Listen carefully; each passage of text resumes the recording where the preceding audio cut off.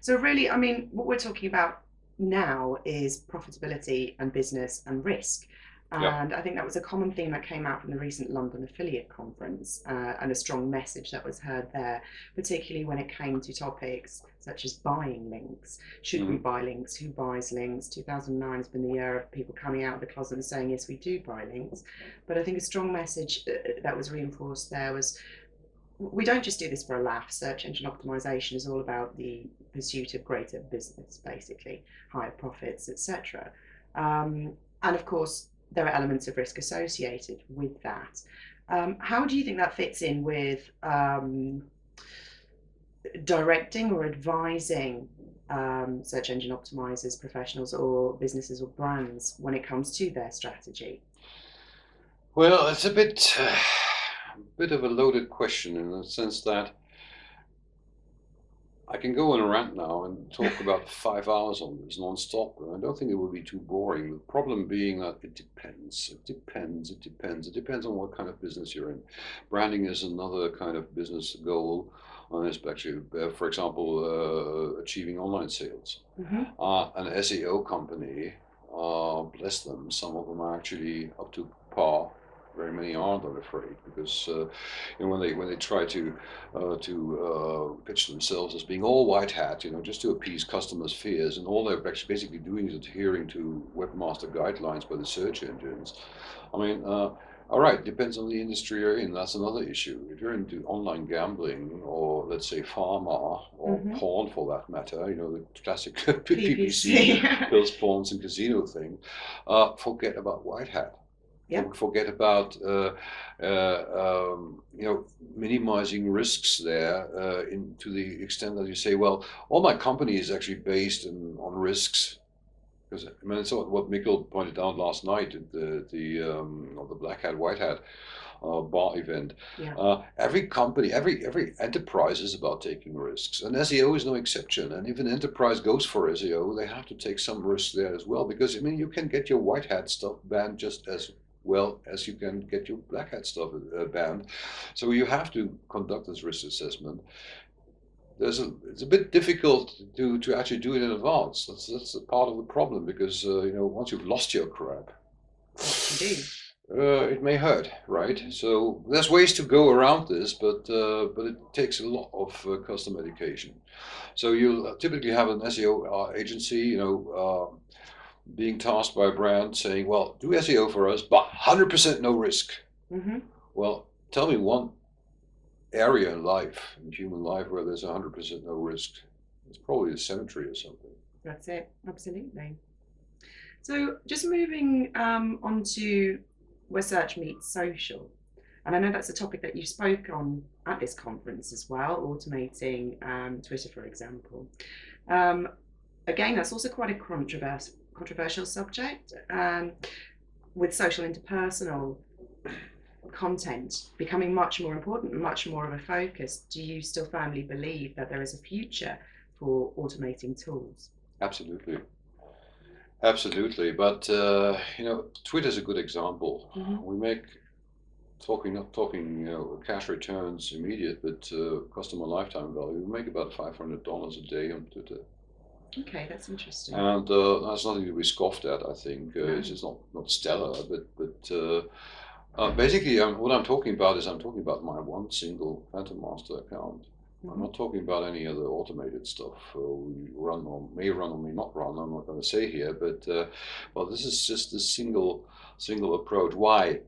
I must say, I must confess, I badly underestimated Twitter when it came out, like most people did. But okay, Yeah. that's no excuse. And it took me about a year to actually understand the potential.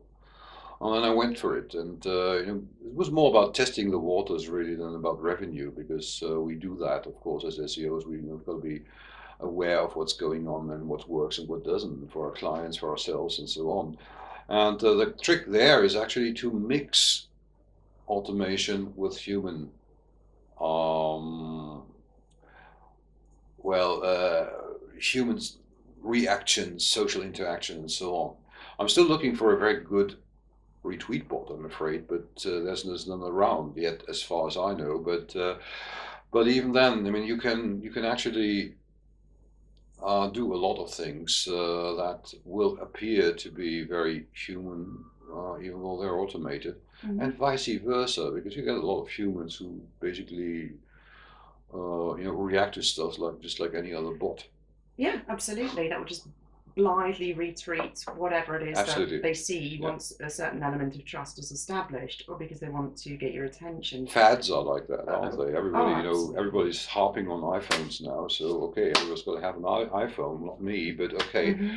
And I'm not dissing it. I'm just saying that the scope of human options, of reactions, of the way humans conduct themselves, comport themselves, is far more limited than we like to believe. Yeah. So that's why a lot of it can actually be simulated by properly configured and programmed bots as well. Hmm. Okay. So just to round things off a little bit, I've got a couple of uh, about the business questions to ask, and I was wondering, where did the name Fantomas come from? Fantomas was actually the first great, famous, popular baddie in European literature. He was a crook. He was a con man, an evil guy. For instance, he had this knack of guillotining his detractors, but face upward. And of course, there's the element, and that's in the French original already. There's the element of the phantom in there, and Hmm. Fantomaster.com was not free. Well, we Oh. looked for it. It's still not free, and it belongs to a Russian company.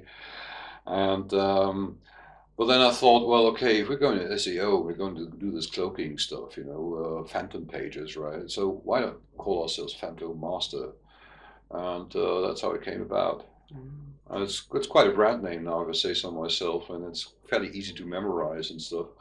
If it had been possible, we would have taken Fantomas.com, and our product lines are still, the Phantom Quite, Mask Shadow yeah. Maker, the Phantom Mask Webmaster Suite, and stuff like that. But yeah, I mean, Phantom Master is what's stuck.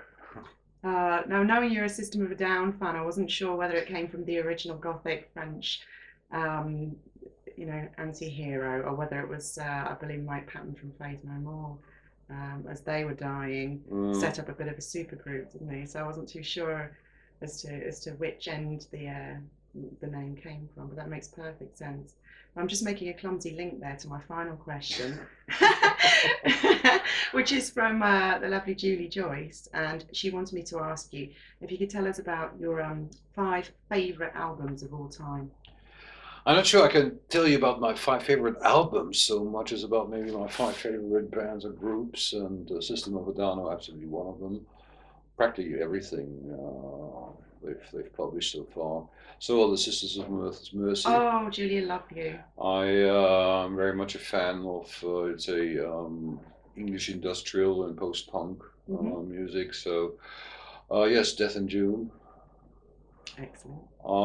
To some extent, at least the early Soul Invictus. I like Current 93, but that has more to do with my occult inclinations. I've been a lifelong fan actually of Jethro Tull, Oh, okay. and that was a very strong influence in my life, and right back from 68, 69.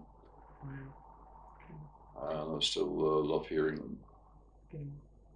Okay. Well, thank you very much for your time, Ralph. It's been a great show. It's been a great interview. My pleasure. And for those of you wanting to find out a lot more about the Fantomaster brand and Fantomaster.com products, simply go to Fantomaster.com. It's Fantomaster with an F. And follow the SEO chicks. Don't go away. Absolutely.